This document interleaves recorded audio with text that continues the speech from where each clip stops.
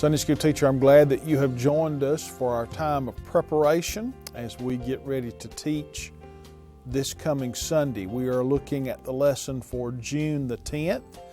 Remember, we are in our series of studying 2 Samuel.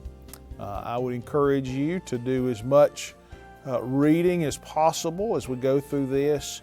I've already read through the book of 2 Samuel in the past few weeks, several times, just getting a historical perspective, and I would encourage you to do the same thing. So make sure that you spend some time doing detailed study, verse by verse, as you go through this. The title of the lesson for June 10th is Crowned. We are going to be in 2 Samuel chapter 3, and we're going to begin in verse 8. The point of this lesson is that God honors leaders who are committed to His purpose. As we think about this lesson and we begin in verse 8, we really need to see what's happened previously in the chapter to be able to get an understanding of what we're looking at. And so I would encourage you to make sure that you look at verses 1 through 7. It's not important for you to read them during your class time, but I think that you can tell them the story as I have put this in your notes.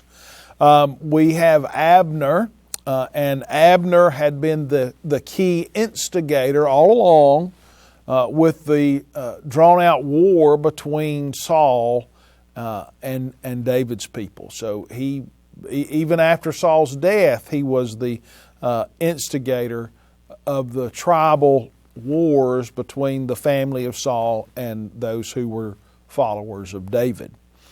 Abner began by fighting against David and eventually joined and switched over to David's side, and that's really what we're going to be looking at in this passage.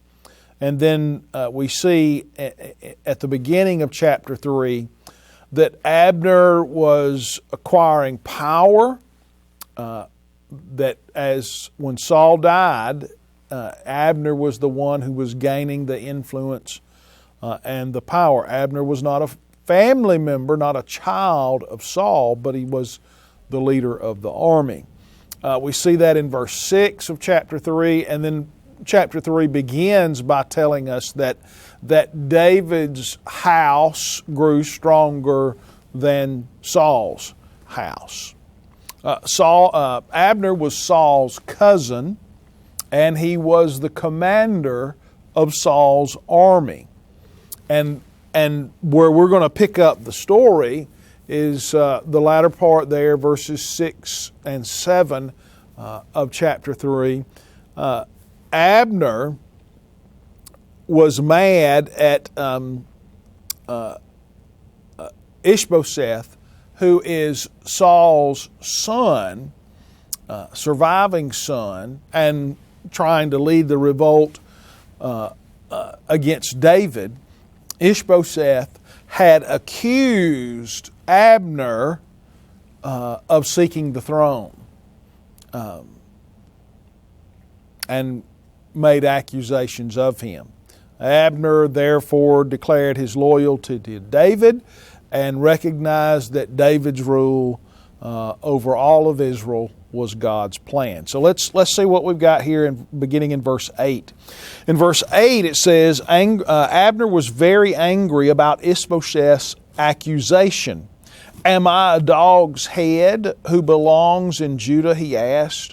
All this time I've been loyal to the family of your father Saul, to his brothers and to his friends, and haven't betrayed you to David. But now you accuse me of wrongdoing with this woman.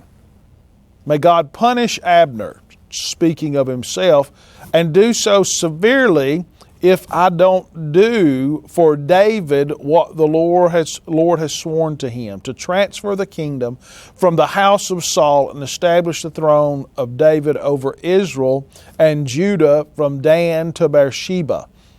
Ishbosheth did not dare respond to Abner because he was afraid.